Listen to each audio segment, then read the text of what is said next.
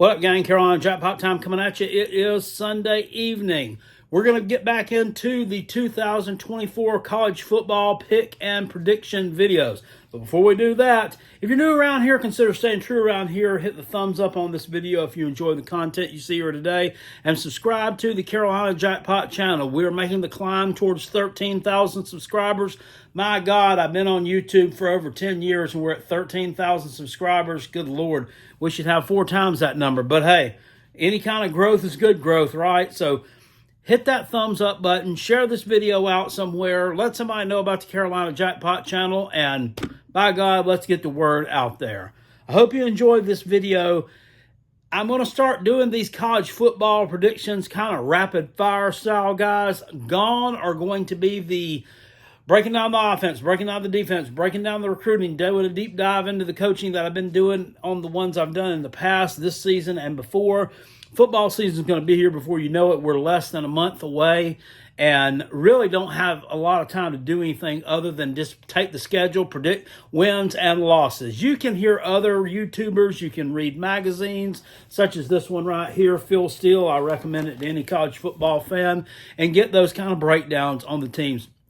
We're just going to go through the schedules, talk about these teams a little bit. Today, the Kentucky Wildcats are on deck. This team finished up 7-6 last year in the 11th season under head coach Mark Stoops. He now goes into his 12th season, and really the honeymoon for him is over.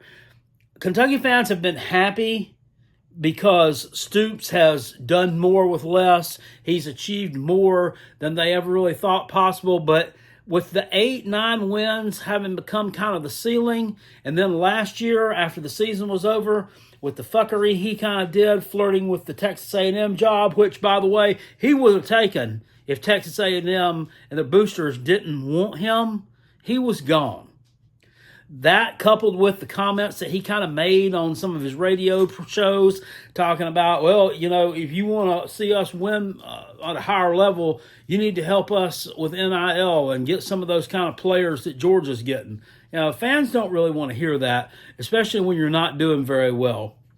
So, honeymoon over for Mark Stoops. He's made some overhauls, had a good transfer portal class that he's brought in, got some key additions that we'll talk about here in just a second, and he also brought in a new offensive coordinator. Gone is Liam Cohen. In comes experienced offensive coordinator Bush Hamdan. Wait a minute, did I say Bush? We've got Bush. Oh, hello, pie. Oh, it's that. Okay, I got you. Well, this guy is a good offensive coordinator. He's done some good things in the past. We'll see how he meshes with Stoops and with Kentucky's system. They're bringing back 8 on offense, 10 on defense. So you couldn't ask for a more experienced group to be coming out there. They also are going to be trotting out Brock Vandergriff, who was a high 4-star, low 5-star, however you look at it. Rode the bench for several years at Georgia, never could crack into that starting position. This guy is talented and he has experience. He's been working the scout team there at Georgia, seen some action in games, although sparingly, and is a good player. They brought in Chip Trainum at running back, who is a talented player as well, who transfers in from Ohio State. He just never was able to see a lot of playing time there. He was behind Mayan Williams. He was behind Travion Henderson, 2 really talented backs at Ohio State. I think he's going to do some good things at Kentucky as well. Look for him to have a breakout season. Let's get into the schedule real quick. You open up on August the 31st at home against Southern Miss, and I have Kentucky winning that game. Southern Miss will be starting the former Florida State backup quarterback Tate Rodemaker, and we saw what a huge drop-off they had from Jordan Travis to him. I'm not sold on that he's going to make Southern Miss any kind of formidable foe. Kentucky wins this game easily. You're 1-0. You go to 2-0 the next week against South Carolina. You face off in a 3:30 ABC game. Yeah, it's hard to pick against the Gamecocks, but, I mean, reality is reality.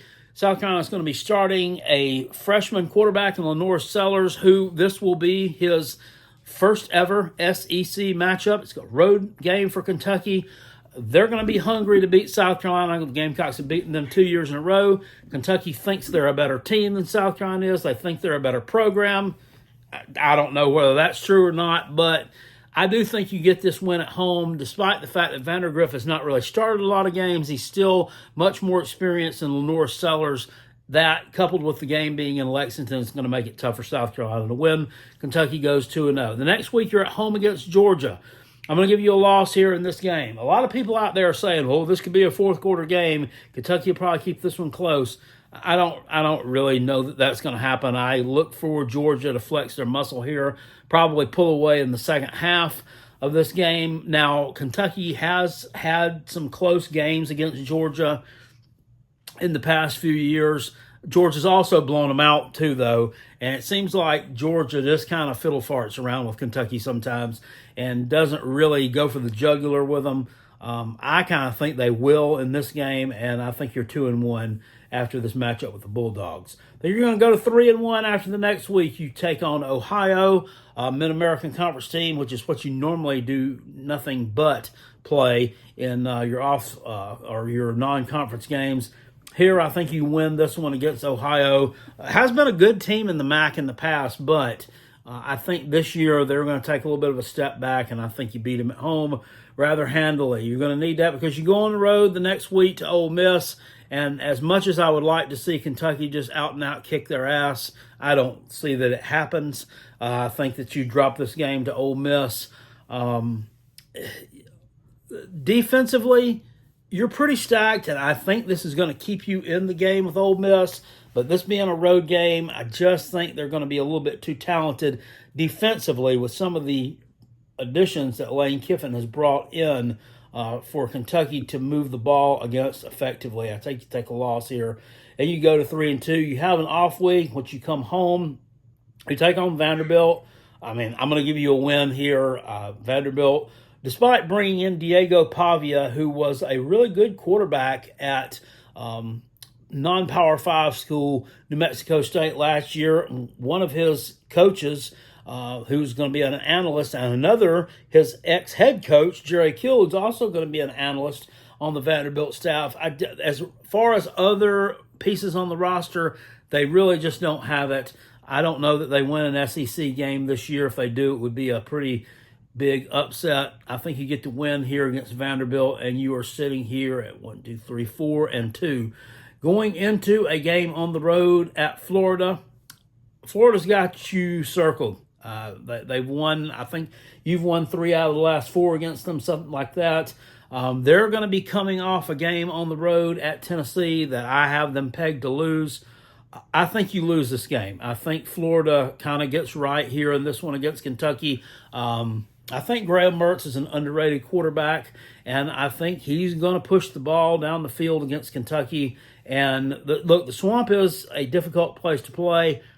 They haven't made it a real difficult place to play the past few years, but I still think that you take a loss here, and you're going to be sitting at 4-2 after the loss to Florida. No, you're 4-3. Sorry about that. The next week, you're at home against Auburn, sitting here with a 4-3 record. This one, I kind of went back and forth. I think Auburn is going to be a little bit better than some people think that they may be this year. Hugh Freeze has brought in some additions from the portal at that wide receiver position that are really going to help Peyton Thorne. I feel like a guy who struggled last year, didn't have a lot of help around him in terms of the receiver position. You've got to get the right players in there to run that Hugh Freeze offense. This is a home game for you, though. I'm going to give you the win here against Auburn, although I don't feel super duper confident about it. This is one that could go either way. You've had trouble in the past with Auburn. Victories against them have been pretty hard to come by for Kentucky. But I think you win this game at home, and you're 5-3. What's going to be the highlight of your season comes the next week on the road at Tennessee. If you've watched my Tennessee preview, you already know how I'm going here. I think you knock off Tennessee in Knoxville and go to 6-3. I know the Tennessee fans have already come after me on this one. Look, it's just a prediction, folks. Don't get so butthurt about it. I think Tennessee beats Alabama this year. I think they knock them off at home. and then they have a bye week. I think that there still could be a little bit of a lingering effect there, maybe a letdown type of scenario. May still be kind of smelling their own farts. I think maybe Nico has a decent game against Tennessee, and then that Kentucky defense kind of brings them down to earth a little bit. I mean, things have been kind of Tennessee's way in this rivalry. Even when Tennessee hasn't been very good and Kentucky has been pretty good, you still just don't seem to be able to find a way to knock these guys off. I think that is something that Mark Stoops has circled this year. I think that since he decided to come back to Kentucky, Texas A&M decided he was going back to Kentucky. But I think he realizes this is something that he needs to get right. He needs to start being able to beat Tennessee at least, maybe 1 out of every 3, 1 out of every 4 years. He needs to be able to beat Tennessee. Even though that program's on an upward trajectory, I think that upward trajectory is put on just a little bit of a halt against the Kentucky Wildcats, and they go to 6-3. You go to 7-3 after a bye week when you take on the Murray State Racers at home, an FCS school from the state of Kentucky. You're sitting here at 7-3, and then you go on the road to Texas. This is a team that I expect to be thick in the middle of the college football playoff hunt. In fact, I'm going to tell you, that's one of my 12 teams that I'm putting in the college football playoff. I don't think last year was a fluke. I think this team is for real. If Quinn Ewers stays healthy, I think they could contend for a national championship. Definitely could beat the Georgia Bulldogs at home in what's going to be a huge matchup. But I think they beat you in Austin in a game that I think Kentucky is a little bit competitive here. I think that the defense gets after Quinn Ewers a little bit, and I think they make him sweat. But ultimately, I think that depth and just superior talent that Texas has takes over this game, and you drop this one, you fall to 7-4. Then the next week, the season finale at home against the Louisville Cardinals. I think you win this game. Now, Louisville brings in another transfer portal quarterback. Jack Plummer is gone. They bring in Tyler Shuck, former Texas Tech player. Now, this guy can push the ball down the field too, and he's going to have some wide receiver talent to work with there. Louisville always has a fast team that's pretty decent at the skill positions. Lines of scrimmage and defense kind of seem to be their Achilles heel, not just under Scott Satterfield. It seemed like that's kind of transitioned over a little bit to Jeff Brom also, but he's playing with an old set of players as well. This is a guy who has done very well recruiting the transfer portal. I think he has one of the best transfer portal classes in that 2023-2024 cycle. So I wouldn't be surprised at all if you drop this game to Louisville. They're looking for a little bit of revenge. They had a really good season going on last year. They kind of stubbed their toe at home as a favorite against you last year. They were favored by a touchdown, and you knocked them off.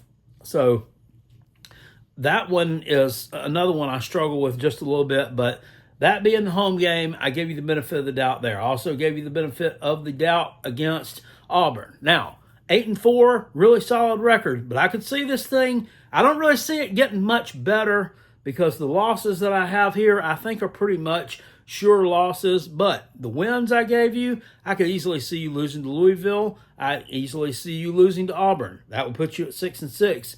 And, I mean, the Tennessee game, that is one that you definitely could lose. I kind of went out on a limb here with that one. So you could finish with a losing record, but you could also win at Florida. So that would put you back at 6-6. There's a lot of ways that you can slice, dice, and fillet this schedule. This is what I come up with. I think with all those starters back, I don't think there's any way that Kentucky really finishes worse than 8-4, 7-5. I think they're a solid bowl team, and I think Mark Stoops gets another pat on the back for reaching that 8-win ceiling in 2024. So you guys, let me know down in the comment section below what you think about the 2024 Kentucky Wildcats. How do you think they're going to finish up? And I'll see you guys next time. Appreciate it. Peace, and I'm out of here. Go Gamecocks.